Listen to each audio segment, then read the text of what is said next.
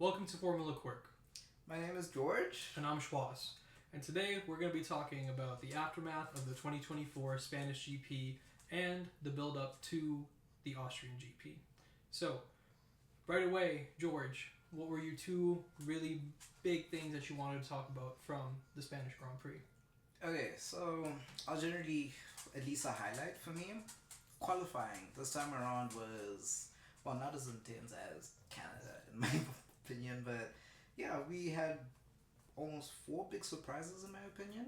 We had Alpine finally making a big name out of themselves. Saw them qualify 7th and 9th. Yeah, That was a big moment for both of them. you say Especially for Esteban with getting dropped in Canada. that's true, but unfortunately, up to race pace in general, they did not as stick to their performance either way.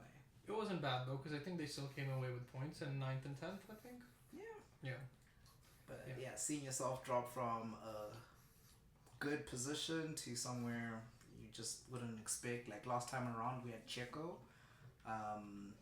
He wasn't able to make it through Q2 in Canada. This time around, he's now back. Q3 had a good race also. Position you finished? Don't remember where he finished. I want to say he finished 8th, which is where he actually qualified. From. But because of that grid penalty from Canada, the 3-place grid penalty, he ended up starting 11th. So at least he had a good build up from there. But Yeah. another guy, in my opinion, was Oscar. He Yeah. did so well. Q1, Q2, McLaren has been obliterating. But unfortunately for Piastri, when it came to Q3, first time around, his lap was deleted. I think he had set like a very good pace with that one. And for the second run that he was gonna have, he went off track. That was like turn 9, so I remember. And yeah, don't expect that from the McLaren team that seems so strong ever since at least the season. Yeah, McLaren, they've been people to watch. Yeah, definitely. It was a shame to see Oscar at literally the other end of Q3, whereas Lando came away with pole. That is true. Yeah. And yeah, Kick was also another team which was very noticeable. I guess in my opinion, I haven't seen that team qualify above Q3 except for Bottas's In China. Yeah, Yeah. appearance in China. Yeah. But yeah, this time around, what, 9, 10? Yeah, it was good qualifying for both of them, especially because, like you said, first time that both cars made it out of Q1 into Q2.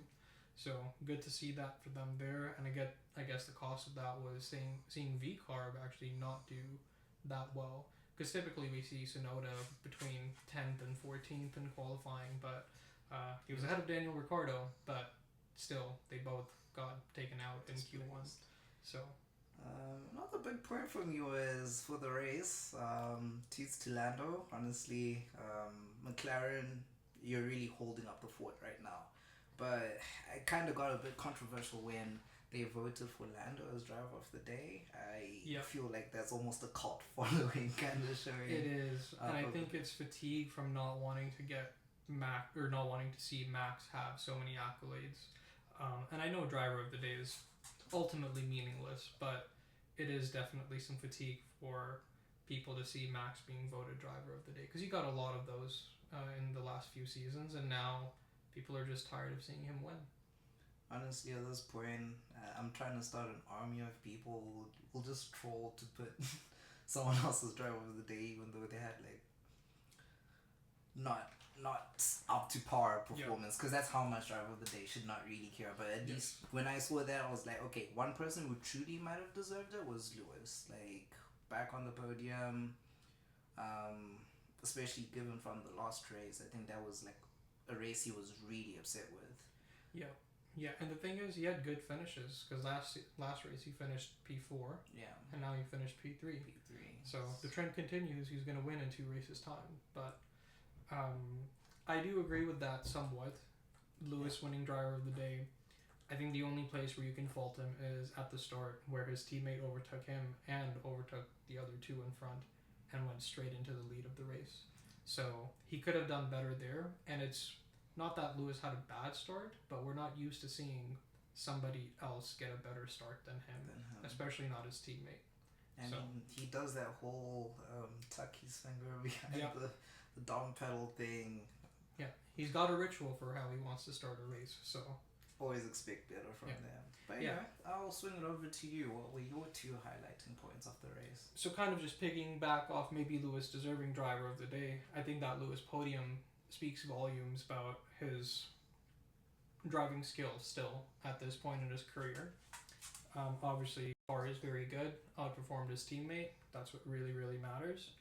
It's also only 1 podium this season, so I don't want to get too excited, but Lewis, I really hope to see that trend continue. I want to see you on the podium with Mercedes, hopefully even a race win with your last season with the team.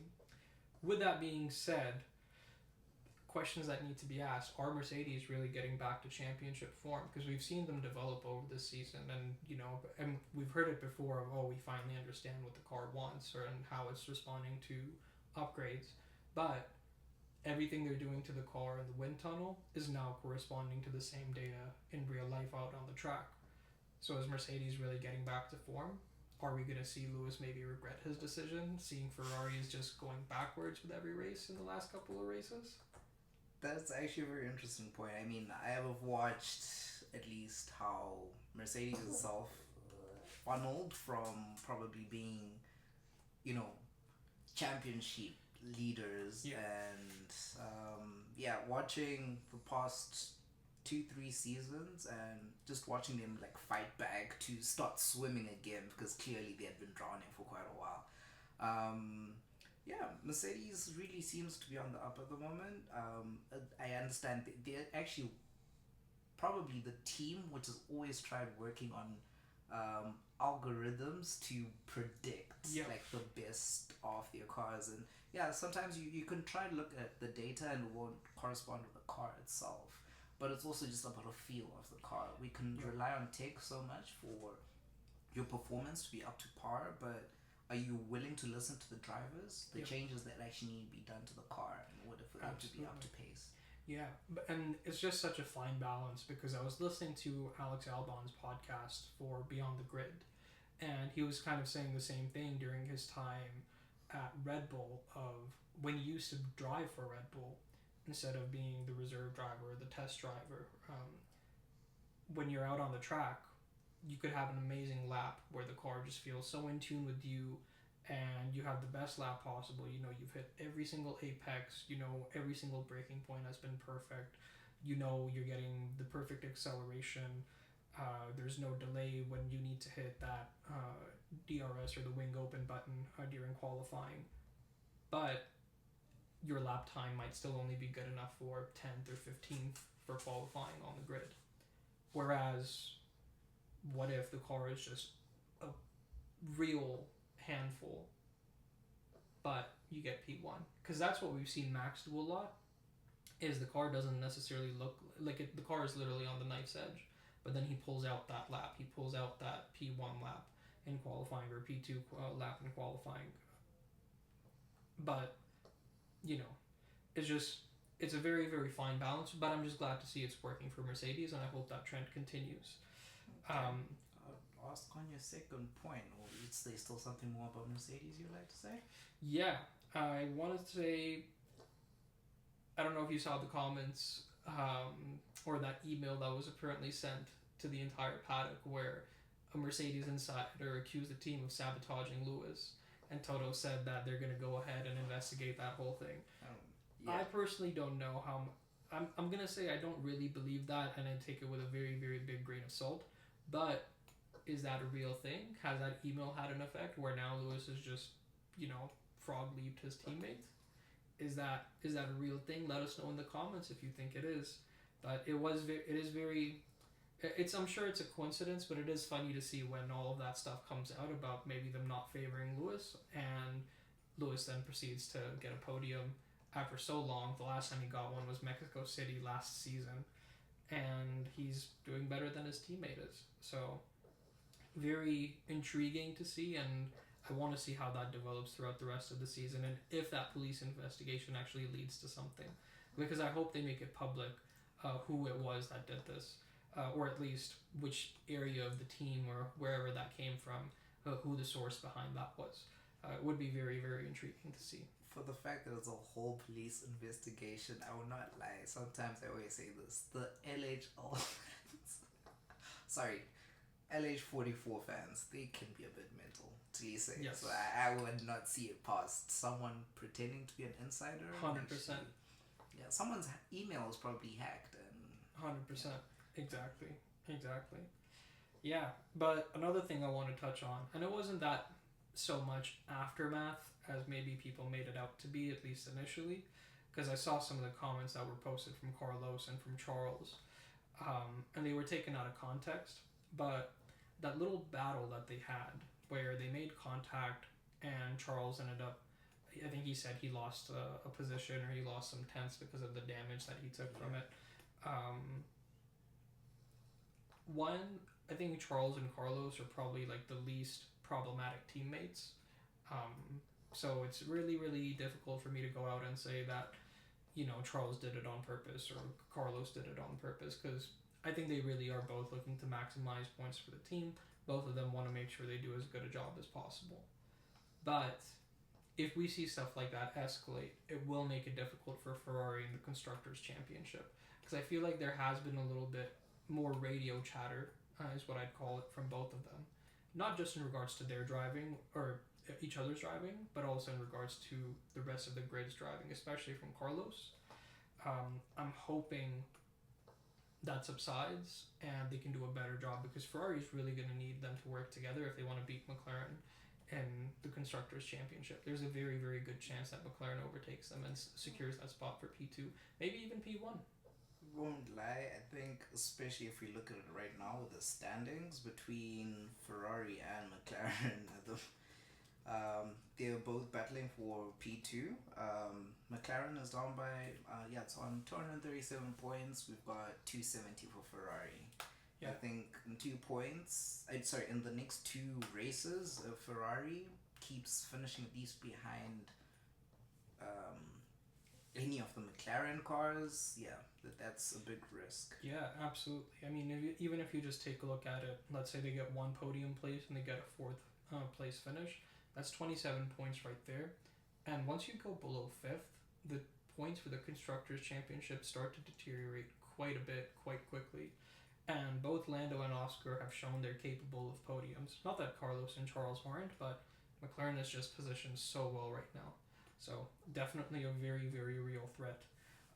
And maybe even for Mercedes as the season continues, they could become a threat towards the end of the season, even though they're sitting about 120 points behind right now. It's definitely something to keep an eye out for. But we can talk about that gap between 5th position and 4th. That's like 58 points for Aston Martin, which is also a very good point to talk about. Probably at least on our next podcast, at least we could cover the should Lance Stroll be dropped?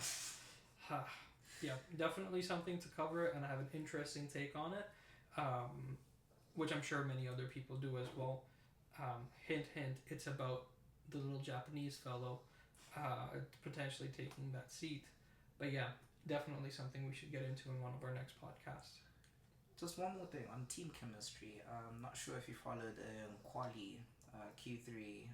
George Russell and Hamilton had a little bit of a confunkel. I did see that. Yeah. Both Lewis and George Russell were set out to do their Q2 qualifying, their last round of it, together. And yeah, George Russell was not happy with Lewis's tactics of like trying to create a gap for him to start his flying lap, but it compromised George Russell in some way. And I think I didn't watch qualifying that closely. What I will say is Lewis has done quite a bit this season for George. I forget which race it was, but he even said, like, do you want George to overtake me? And then he let George go because he wasn't having that great of a race.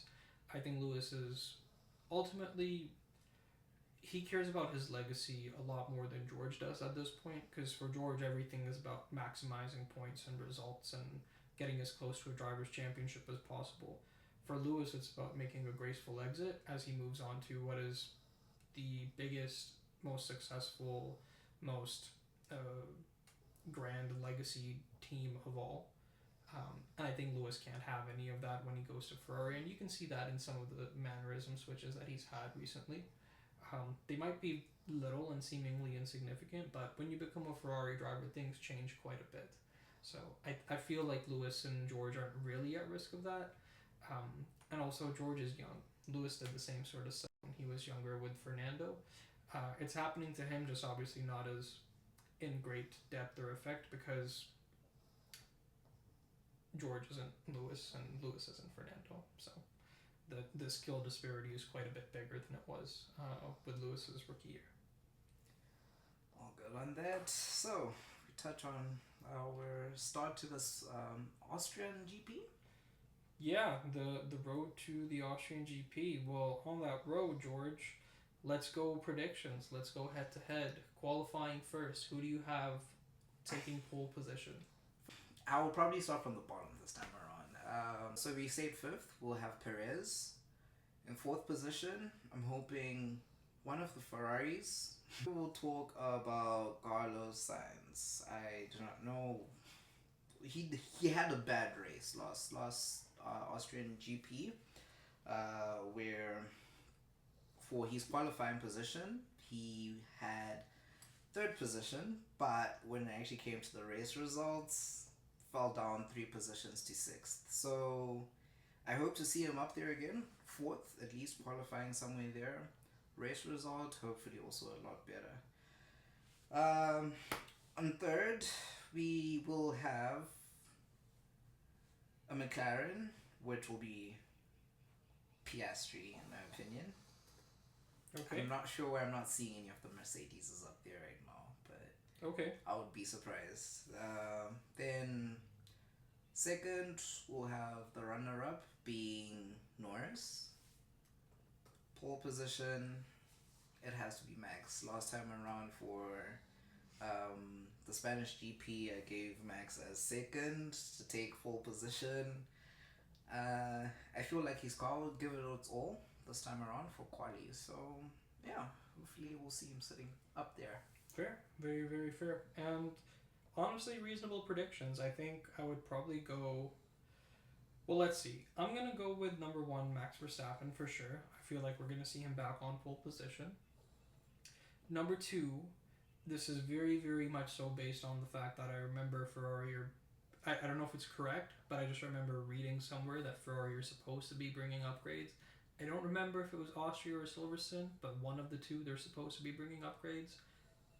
I'm assuming it's Austria, so I'm going to say number 2 runner-up, we're going to get Leclerc. I love Carlos. He's a very, very fun person to see on the track and a very gifted driver at that. But Leclerc is just, Charles is the qualifying monster, so that's no disrespect there. But yeah. Carlos might surprise us. He definitely might. He's a very smooth operator. So, yeah. Number 3, controversial. I'm gonna go Perez. I think Perez has a return to form. I'm always rooting for him. I love Checo. I want to see him there. I want to see Hubert. I want to hear Hubert congratulating him over the radio of "Welcome back, mate," and congratulating him on what is in my opinion, a very very well deserved 2-year contract. Number 4, I have to agree with you. At least one of the McLarens needs to be in the top 5. And I'm going to go with Piastri just because I want to see him make a recovery, but realistically it's probably Norris, but I'm going to say Piastri. And number 5, I'm going to say Mr. Russell. I think one of the Mercedes takes it, and just given his form lately, I think George is going to have a good qualifying. And 5th position is something that I feel like is very much so up for grabs these days with the recent races in Formula 1. That's true. Anything is possible in Formula 1, bro. They literally split by 300ths of a second in top 5 usually. That's... those numbers still don't make sense to me. It's madness. It's absolute madness. Dude, you're literally driving for your life to be in such a position. And actually, at the end of this, we're going to talk a little bit about those 300ths of a second, because I want to touch on something Nico Rosberg had to do for 2 1,000ths of a second at, I think it was either Malaysia or Spain for qualifying. to get that time back. But let's continue with our predictions. You did qualifying first, so I'll do racing first. Alright. And I will start in reverse order as you did. Number 5. I'm going to say my man Oscar. I don't think he knows how to manage his tires, but I see a top 5 finish for him. Austria historically has been a track that I don't want to say it's bad on your tires, but everything plays a very, very big role. Your pit stops and your strategy and your tire management and the safety car if there is one. So I'm going to say Oscar Piastri, you're my man for number 5. I see you finishing in the top 5. I'm going to put a bet on it. I hope you don't lose me money. Number 4, I see Mr. Lewis Hamilton making his way up the chain and finishing in the top 4. I don't believe Spain and Austria are very similar tracks, but I'm hoping that we see Lewis just continue his return to form. Not that he's had bad form realistically given what that car is, but yeah, number 4, Lewis Hamilton. Number 3, Charles Leclerc, Mr. Monaco. I think you got it. He's falling down one position from one position. I think he's going to fall down, and we're going to see a Red Bull 1-2. That's what I'm going to go with. Oh my gosh, that's interesting. Who's won? Verstappen. I see him. Honestly, I think if he gets pole, I see him probably maybe even having a Grand Slam. I think he'll lead every single lap of the race. And if Perez starts third, because I think Austria is one of those tracks where if you don't start second, you probably want to. If you don't start first, you probably want to start third because of the way the track is laid out. You'll end up being on the cleaner side of the track and having a better start. That's the only reason I see Leclerc dropping down, other than the fact that the Ferrari isn't as fast as the Red Bull. Okay, Red Bull 1-2. I was also going to be biased on that part. Okay, so you think Verstappen and Perez? Yeah. Okay. Verstappen, then Perez. We'll have a runner-up being Norris. Yep. Somehow, 4th. Hopefully, I also see George sitting on that position as 4th. Okay. Interesting. So I have Hamilton and you have Russell. And you didn't put any of the Mercedes in your top 5. Okay. They're going to do something, at least race pace-wise, like... I'm not too sure, at least for quality positioning for them. They probably performed better when it actually comes to long... They're now learning how to actually work on their strategies with their tires and so forth. They've at least been somewhat consistent despite Canada. That was a mess. Yeah. But hopefully they're only learning, especially from Canada. We could talk about Spain. They kind of almost had it on the ball, but... Yeah. So yeah, I would see somehow, as much as probably qualifying wise, there wouldn't be the fastest car on the grid to do that, but keeping up with the form to actually perform, could see someone just sneaking out from not being in my top 5 to somehow being in my top 5 for the race pace. Fair enough. 5th, Alonso made it to 5th. in the last season's race in Austria, where he had started 7th. Qualifying, I'm not... Well, yeah, probably this is a big gamble for me to actually say. Because Aston Martin right now, it seems like they're actually regressing with their development. Probably more. I think they're still top of the midfield, but I think top of the midfield for them now does not mean competing with Mercedes and McLaren. I think the front pack is now Red Bull, Ferrari, McLaren, and Mercedes, and then the midfield starts.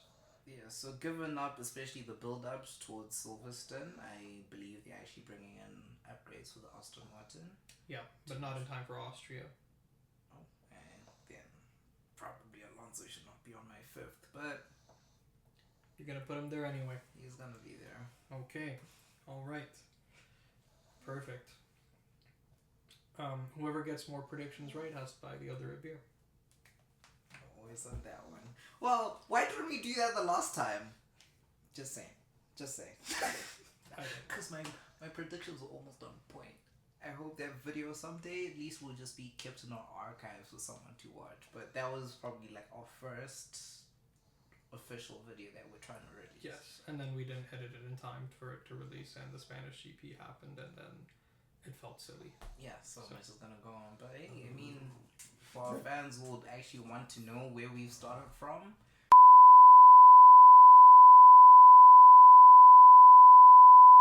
it's a slow start. We're gonna need an edit there. Yeah. Okay, moving on. Let's find a segue, because we can do that, into what do you want to say? And I feel like you already did it, but now you don't get to anymore. What's your surprise of the race? What do you think is going to happen, or a driver is going to do, or a team is going to accomplish, or someone's going to mess up? That will be your surprise of the race. What do you foresee happening that is maybe not necessarily a spicy prediction, because that's up right next after this, but what's your surprise of the race that you think people are going to be a little happy to see, or whatever you want your surprise of the race to be? You just dropped that on me as a bomb. But anyway, I'll be a bit creative with it. Of course, we know our fellow Logan Sargent is not making it into the next season. But actually, it seems like he might not even finish this season as well. Yeah, because Spain, finally, both drivers have the exact same car, and he was 4 tenths behind in qualifying. That's atrocious. That was. But you know what? Happy to see him potentially being successful, because it's unconfirmed. It's just a rumor for now. But apparently he signed with Prima. They have a Formula 2 team, but they also have an IndyCar team, and apparently he signed with them for the 2025 season. So, and a lot of Formula 1 drivers find quite a bit of success when they go to IndyCar. What's his name? Marcus Ericsson. He went to IndyCar and he won a race. So, I think he won the Indy 500 actually. Yeah, so if that's what Logan decides to do, I hope he finds success there. But I agree with you. I don't think he's making it to next season. Yeah, but with that in mind, especially for him being a driver, at least you would want to leave with a bang. I don't know. I at least hope, because I remember when he started the season, he came in with so much ginger. Like apparently he was doing weight gaining, like all these things, just to like really get back into shape. And once he actually started the season, he started off in a very good, well, at least his own mental, he felt like I should. Yeah. It's not really been like that, especially well, we can't say about the car, as he mentioned. They had the same car for this last race. I hope to at least see him, bro, like, be it the fact that probably close to 5-6 cars might DNF there, he could even finish like 12. At least that's my wild card guess. So you're saying Logan Sargent in top 12? Top 12. Top 13. Probably 12 would be a bit too much, but 13. Top 13. I hope. Okay, fair enough. My prediction's somewhat similar. Not exactly, but I'm going to go ahead and say Lance Stroll finishes in the points. Has he finished in the points this season? Yeah. Yep. Yeah. I don't remember where, but he has. He did. I want to say it might have been China, but that's probably wrong. And yeah, spicy predictions. What do you have? What do you see that hasn't happened in maybe the last couple of Austrian GPs, or it has happened and you expect another repeat, or just something that's a little out there? Like I mentioned, especially Perez's performance, it hasn't been as well throughout at some parts of the season as it looks. I expect to see someone who's literally qualified like 14th to at least make it close to like top 7, top 6, have like a very big jump through. I don't know. There's something about the Red Bull Ring track where it's a tough track. Yeah, it's probably just one of the shortest tracks. Yeah, because doesn't the race have like 70 plus laps? Yeah. So it's. I think I've seen over the years, like I've seen so much shuffling of what the grid would have started off as and what it ends up like. Yeah. So yeah, I think at least that would be the biggest wild card. So what are you gonna put that as? What do I write that out as? My lord. The thing is, we could talk about the Alpine. At least one of the Alpines, probably Gasly not having a good qualifying. That's not very spicy, George. Come on. Oh my lord, what more? What more? That's my best prediction, bro. Gasly not having a good qualifying. That's weak, and that doesn't really count, but I'll still put it there. Oh, clearly you have to make yours much more spicier than mine. Spicy? I'm gonna go with Tsunoda makes... this is gonna be a double. Tsunoda makes it into Q3. I probably should have talked about a crash. And Ricciardo is out in Q1. Oh my lord, okay. There's that crash. I don't know if it's I think he might not crash. I think he might just be slow as he is. So, yeah, that would probably be my spicy prediction. It's not that spicy because I expect Tsunoda to always out-qualify Ricciardo anyway, but I just see Tsunoda doing so well that he makes it into Q3 and Ricciardo's out in Q1. I mean, that's also a Red Bull V-carb. Cash out. Yeah, Toro Rosso, exactly. Moving on to the last thing that I wanted to touch on, what we were mentioning a little while ago. There's a news article somewhere, and I don't know, it is true because Nico Rosberg himself has validated this, but when I look it up here, and it is going to take me a second, so this might be an edit. Formula Qualifying. Downforce. Right, finally, there we go.